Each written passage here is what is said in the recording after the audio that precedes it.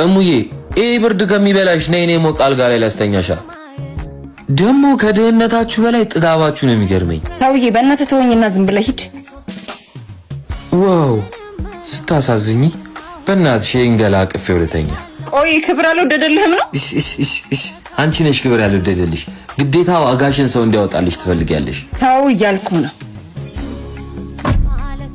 አንቺ አታስፈራሪ። ግፋ ቢል ከአንቺ ጋር ባደር 1-2 ብር ነው የሚቆጥርብኝ። እንዲህ የምትንጠባረሪው ደግሞ 500 ብር ለማስጨመር ነው። ችግር የለውም ተስማምቻለሁ። ነይ ግቢ። ጎበዝ ገማች ነህ። ሰው በጭንቅላት ሲበልጠኝ የተሸነፍኩ ነው የሚመስለኝ። 2000 ብር ተስማምቻለሁ። ቤት እንዳይጠብቁ ልደውልላቸው። ሄሎ አባዬ።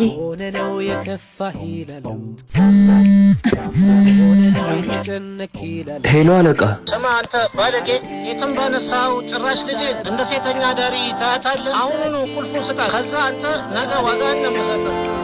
በእናትሽ የኔ እናት፣ እኔ እኮ ስላላወኩሽ ነው። ይቅር በይኝ በእናትሽ።